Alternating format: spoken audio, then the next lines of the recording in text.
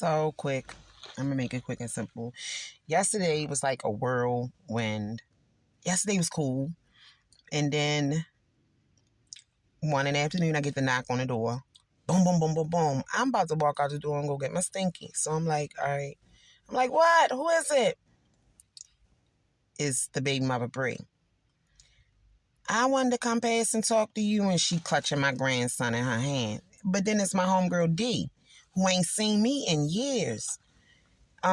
We literally was in foster homes together, juvenile facilities together, foster care together, and my foster mother lived a block over from her. And I'm so grateful that she knew her because my girlfriend got to give her the rundown of who I am, who I was, and the type of mother I was, the bad advantages, the doubts that was caused that was dealt to me. I was a child too. I was a child when I had my children, and still was able to tell her, this girl always was getting money. This girl always had a car, always had her own house and all that shit. She ain't no fucked up person, and she loved children. And when I seen her, first, I said, D, she can't come inside my house. D looked at me and said, Candy, this girl got your grandbaby in her arms. Let me in, sis. I said, come on, y'all, step in. Because, it just was like, the element of surprise is a motherfucker. I want to punch this bitch. That's how I felt. So she came in like, Miss Candy, I just want to talk to you. Charlie gotta go, this and that. I said, why Charlie gotta go now? How many times have I tried to save you from him and get him help? And then y'all turn right around, get back together, stab me in the back. You turn him against me, and I just was trying to help. And then y'all involve me in so much shit. You go get my sisters and them and shit. And then you give out my phone number and all this other shit. Like and I told my girl D, I said, yo, this girl stabbed me in the back several times. Anything that Charlie do to her is what she deserves. Because she ignored every red flag like we all do. My situation, I watched how he talked to his mother on the phone. So what is you saying? I would have thought he was on the phone with a bitch. That was his mother. And then look what happened. I got the same fucking thing. And I would go on the sides with these girls and turn against my own son sometimes. Because I'm a woman too also. And then get the full story. It's both of them. And then the shit that my son do. And slowly but surely start backing up. The motherly and maternal instinct make you continuously jump when you don't want to. You know what I mean? But I did the math. He's 28. After 18, I gave him 10 years of chasing him, losing jobs, running down hospitals, after hospital, after hospital, after hospital, after girl, after girl, after court, after court, after court, after court. Like, I didn't replace windows. I didn't replace every goddamn thing known to what the fuck it is. And I'm so grateful that when he was out there hustling and making money, he can't say, Mommy got shit from him, asked him for shit, touch shit or anything. He got the fuck away from me when he was making money. He was shitting on me. And I was steady working, doing my little thing, and it was cool. He always had to come right the fuck back home. And he doesn't want to stay with me because he doesn't want to hear my mouth. He want me to let him in and just say, go get comfortable, kick your feet up. I'm not supposed to say, Charlie, why the fuck is you doing this? Charlie, you know exactly what you're doing. Charlie, why you leave the place that I got you last time? Charlie, why you leave the place that I got you before? Charlie, why you mess up this? Charlie, why do you do that? He don't want to hear any of that. He want to come and go as he please. And you bet not say shit about it or he going to punch you in the fucking face. He was getting dangerous at a point where I couldn't have him around his own brother. I damn sure wasn't leaving him with my grandchildren. He has already beat them. And that's what will make me mad about the girls is because they'll still leave him with him. But I can't get him. So going back, when I seen that baby, y'all, I melted like butter. But at first, when we first got inside, she dropped my baby down on the couch and put her arms up like she wanted to swing. My girlfriend screamed, no, Candy! And so you see the tears come in my girlfriend's eyes, and I know her. And I stopped myself. I said, D, who child is this? Who child is this? Because in my head, I'm thinking, D only got one child. She only got a brother. I remember this. Hank, I remember this. I remember all else was out in the streets. Who child is this? Can't D caught us up. Well, I call up my niece. Just saying, oh, okay. Because I'm about to say, bitch, I was around. We had our children all around the same time. We literally done every fucking thing together. Everything. And she had to like bring me down. Because in my head, in one talk in my head, I'm like, man, I'm ready to floor this bitch in my house. I'm upset and I'm angry. For one, to have the audacity to come to my house and disrupt my motherfucking peace. That was the number one. And then number two was just like, and you gonna throw my grandbaby down on the motherfucking couch, bitches? You crazy? I'm about to beat your ass in here, and I already done got with the other baby mother years ago when she swung on me.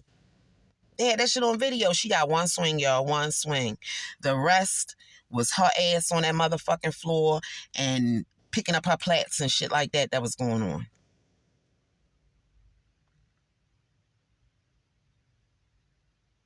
You feel me?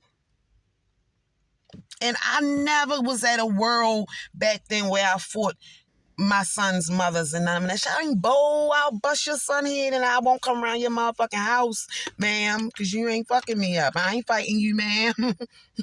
No. I was young, and then I often would try to empathize with them because we were young. We did all this stuff before. We know what the fuck is going on. So, but I saw fear in her eyes. Anytime that she was so scared to come to my house, she had to get somebody to fake like she was her aunt because would none of the family come. Not my family ain't gonna come. They are terrified of my ass. And they don't want to hear the truth. And they know I start swinging hands and the truth out my mouth. Now I hear that shit. And her family wasn't going to come because they got so tired of her taking my son back that they had to back away from her. It used to be so much where as though like she used to send all these texts like, this Bree aunt, can you leave her alone? This Bree mother, this Bree sister, this Bree this, that, and the third. But you will just keep me on the phone for hours. You weren't even talking to these people. I took your son back and I turned my back on my whole family. You know what I mean? And I get that because when we take people back, it makes us harbor resentment. And we really get mad and go off at the fact that we took them back and we seen this shit ahead of time. We be mad at ourselves and we go off on them niggas. I get it. Been there. Spokesperson for the shit. But I don't want that shit in my life. But what I seen, I saw fear. Not from me, but more so was like, Miss Candy, look, all jokes aside, he gonna snap and kill me and my kids. That's what I saw. And I couldn't let that go down. Everything in our house was busted up. He had already did things.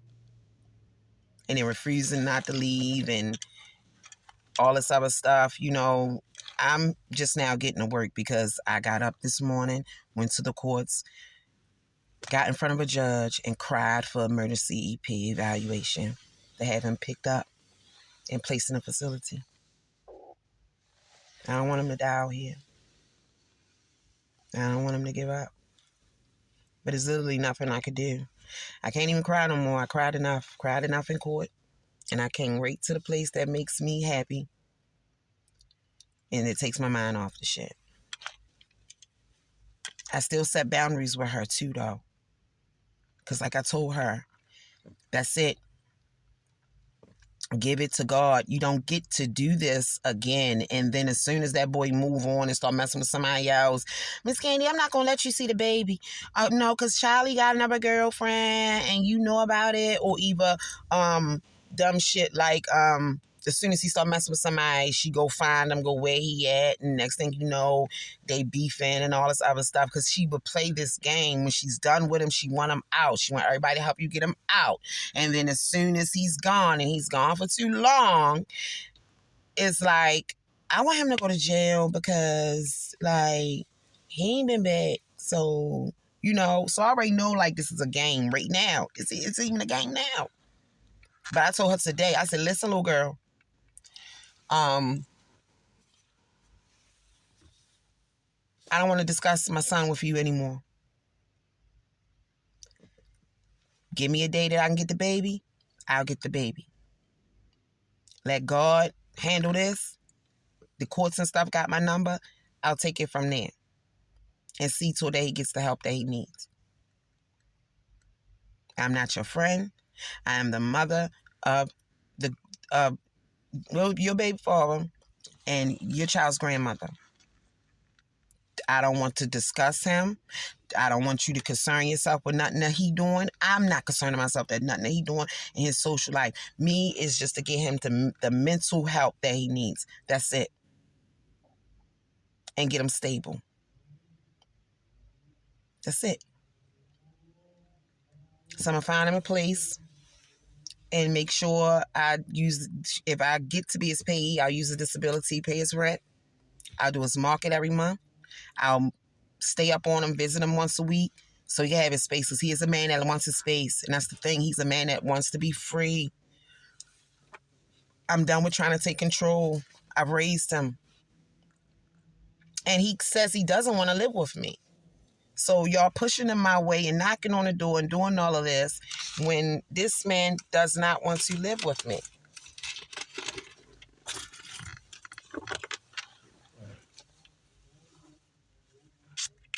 He doesn't want to hear my mouth. And that's fine. But mentally, he's unstable. And I did what I had to do this morning to get my baby some help. On the flip side, like I'm explaining to her, I'm telling her, like, look, it's peaceful in here. I like my peace. My peace is important to me. And give me my grandson for the days I got him and go live your life. Go live your life. Y'all don't get to disrupt my peace. Y'all don't. On Saturday, I'm picking up a nursing shift. Like, you don't get to disrupt my peace. I'm getting to the money. I'm staying in my lane. I'm not out here bothering nobody.